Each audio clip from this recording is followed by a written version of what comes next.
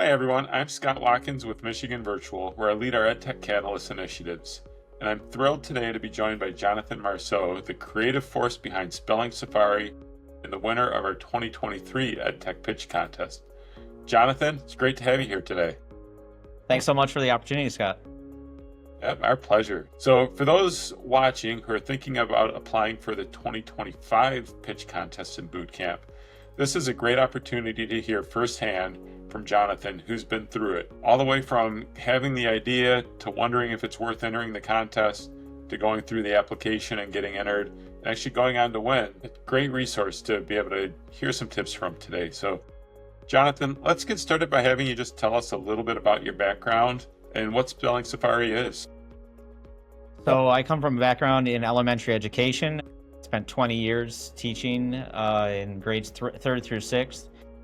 Spelling Safari is the first adaptive, personalized spelling platform for elementary students that identifies their starting ability level and builds them custom, personalized word lists to study so that they can maximize their growth. And I think anybody who's had an elementary student or worked in elementary school knows the pains of studying for spelling tests and administering spelling tests. So And certainly grading I spelling remember tests.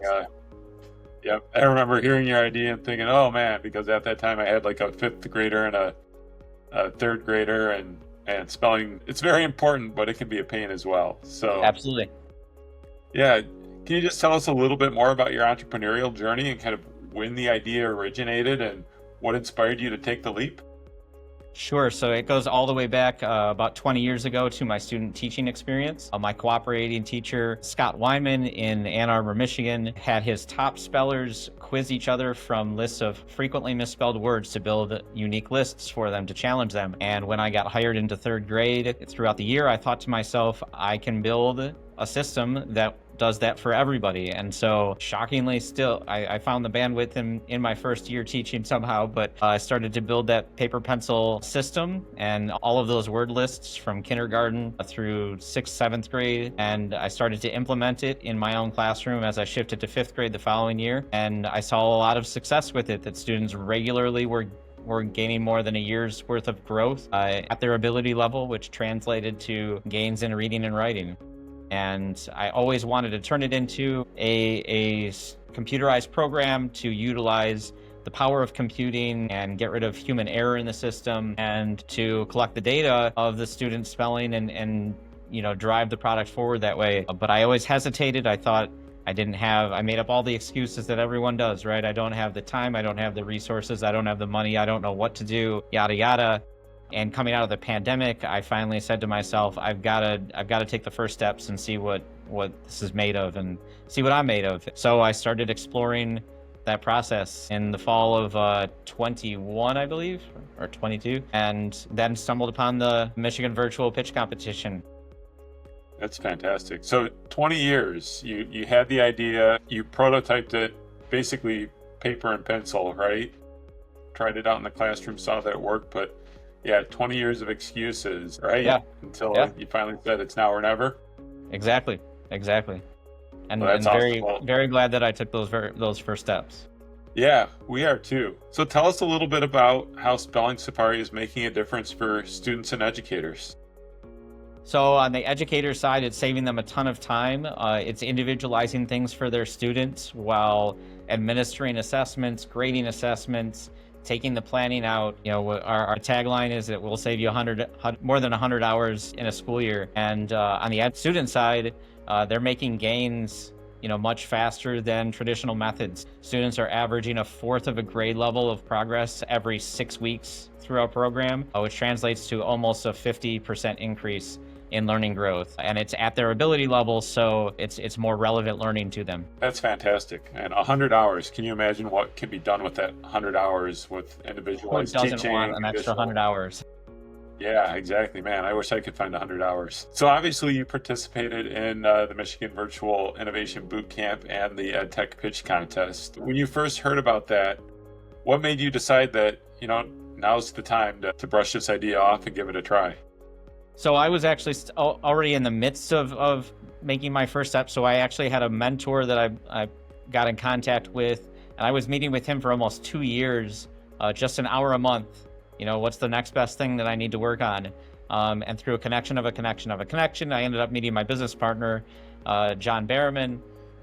And so he and I were already working together when I attended the 2023 Michigan Education Association Winter Conference with my teachers union, and I noticed the posters and some advertising for the pitch competition, and I said, this is right up my alley. Like, this is exactly what I'm pursuing and what I need to do. So I started looking into it more, and the more I got the details about it, the more attractive it seemed, with the coaching and the assistance to help build the idea and everything. And so I went for it. I applied, and Oh, that's awesome. Yeah, the MEA has been a great partner in this event, and just realizing that educators are on the front line every day. They live and breathe the problems and the opportunities and the challenges of the classroom. So who better to come up with solutions than those who are doing that? So that's awesome that attending their event got you exposed to it, and here we are. You mentioned just working on the next best thing. Can you talk a little bit about that concept that you kind of worked on one hour a month, right? For about 2 years, just working on the next best thing? yeah, this is not my original thought. I don't remember where I heard this idea years and years ago, but as humans, we have a tendency to overinflate how much work something is, and inflate a task into bigger than what it is. It doesn't matter.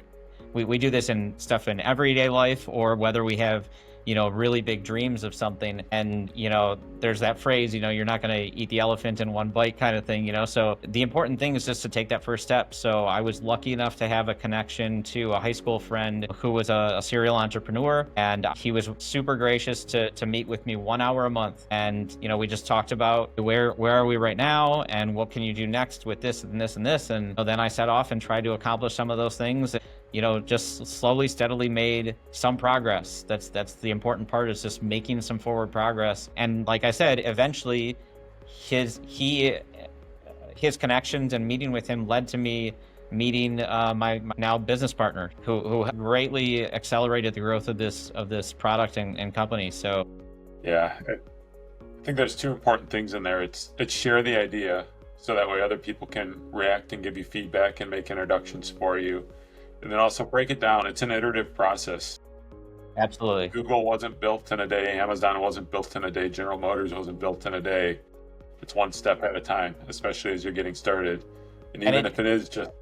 It's also not a linear path. Just like education, this is one of the things I learned from being an educator for 20 years, is that education is really messy, and life is really messy, and chasing dreams and goals is really messy. It's not a straight line. There's ups and downs and turnarounds and change courses and all of it. So the important part is that you take that first step, and then you take the next best step.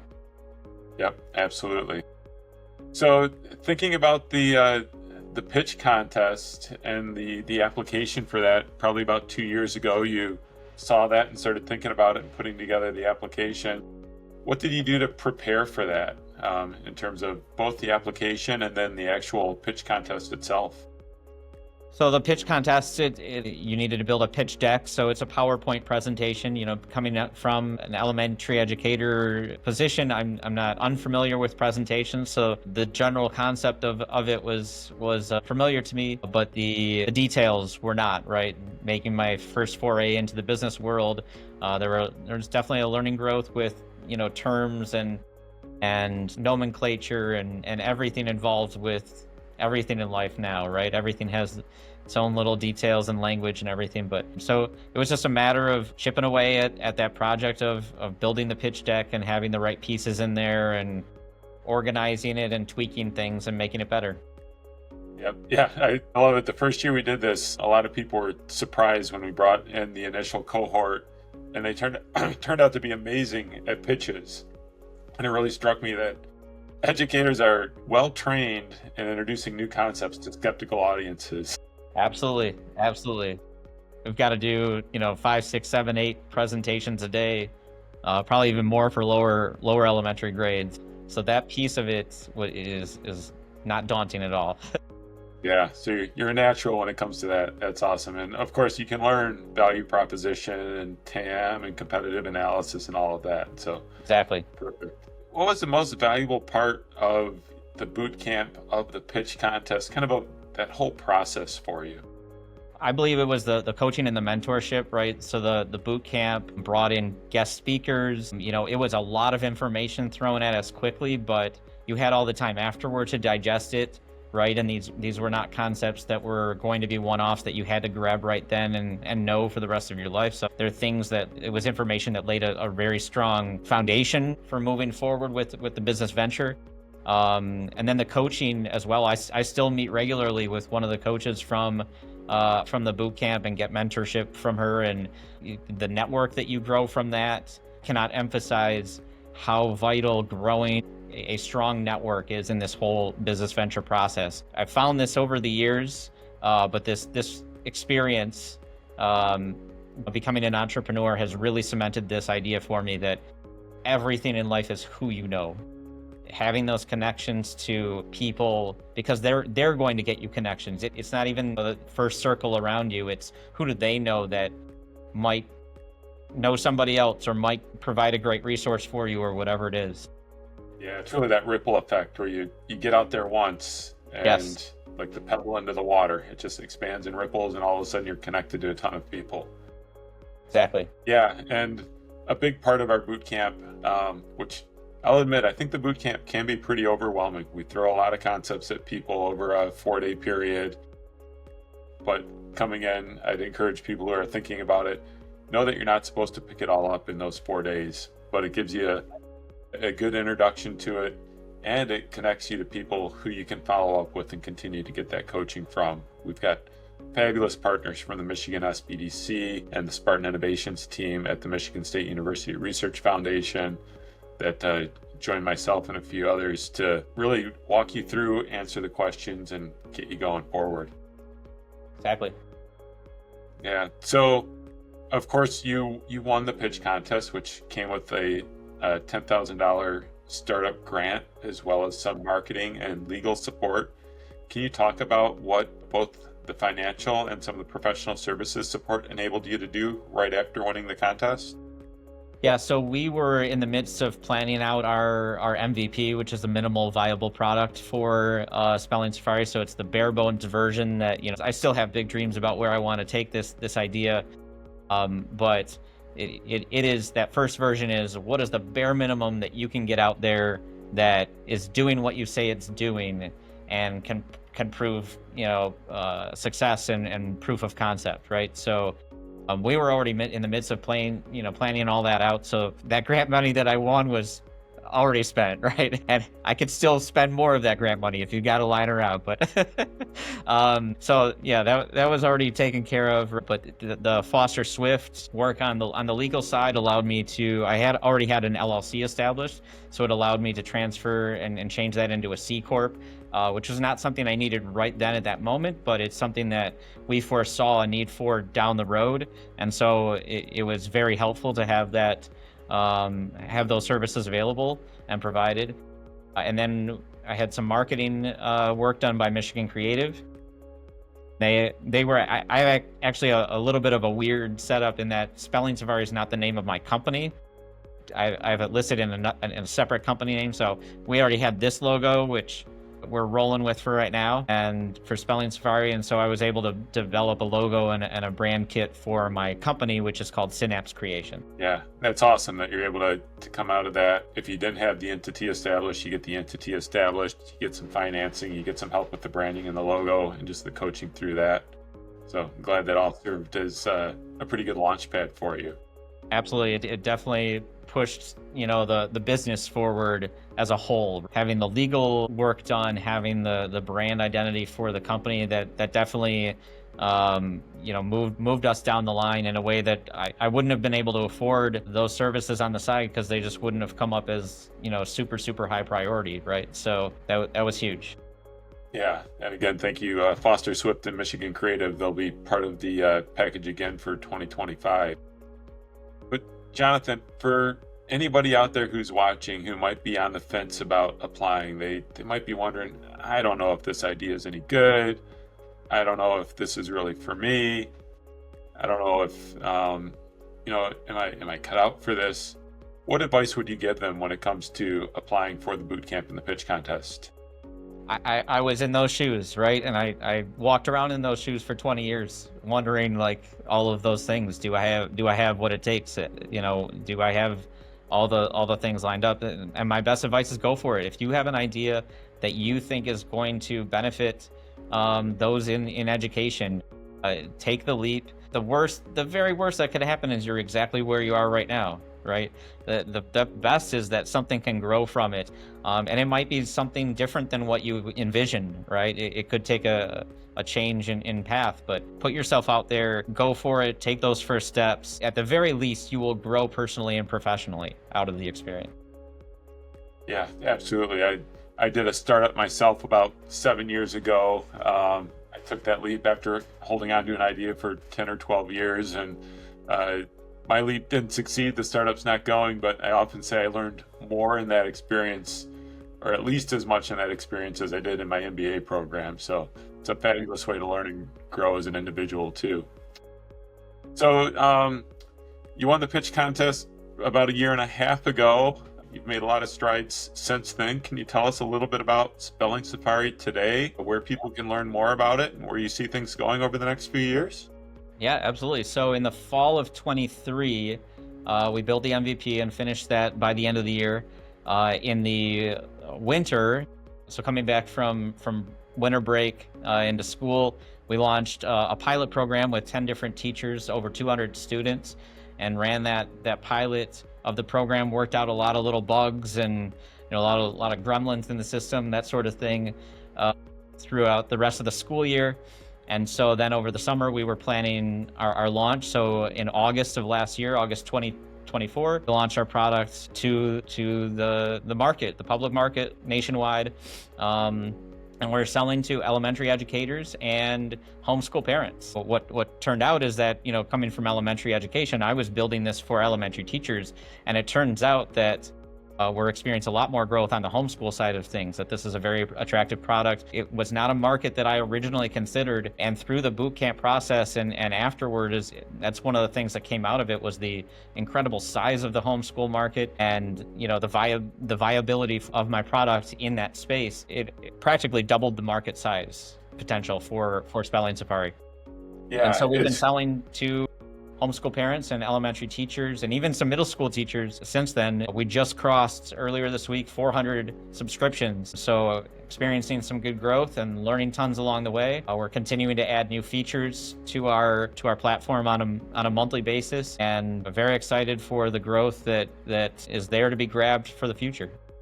Yeah, that's fantastic. 400 subscriptions. I think the journey that you just described is pretty typical too, where you have an idea of what your target market is, and as you develop and as you learn, that changes. And revenue, of course, coming in while you still work on that kind of the larger classroom market that you originally envisioned. And that can be a really tricky part, especially in EdTech, is the buying cycle of schools, yes, their budgeting cycles and everything else. So being able to tap into that homeschool market at the onset is really valuable. And where can we find Spelling Safari? So you can find us at spellingsafari.com, and we're also on Facebook and Instagram under that same name, Spelling Safari. Awesome. Jonathan, do you have any parting wisdom that you'd like to share with anybody thinking about the pitch contest or the boot camp? I think I've already shared it out, but take that first step, go and apply to the boot camp and the pitch competition. Take those first steps, put your full effort into it and see what you're made of on that front, and use it as an opportunity to grow your network and use the resources that are around you to grow. Yeah, thank you, Jonathan. I'll just add to that, the pitch contest and the boot camp this year, applications are opening on April 14th, 2025. So you can start to submit your applications then. We'll also have a few EdTech Pitch 101 sessions, kind of informational sessions, to help provide a little bit of introduction to concepts like value proposition and market analysis and competitive analysis and preparing an elevator pitch video and all of that. And we've got a great resource document, our pre-pitch supports and resource documents too, for anybody who's thinking about this and feels like they don't have the information, it's out there and we're here to give you a hand with it. So check all of that out at michiganvirtual.org/pitch. You can find our resource documents. The application link will be there on April 14th. And yeah, we're just excited to hear all of the great ideas that are going to come in 2025. Jonathan, thanks for taking some time today to share your story, your success. We look forward to great things to come for Spelling Safari. Thank you so much again for the opportunity, Scott. Appreciate it. Yeah, our pleasure. All right, good luck. And we look forward to hearing from everybody's excellent ideas for the 2025 Pitch Contest. Thank you.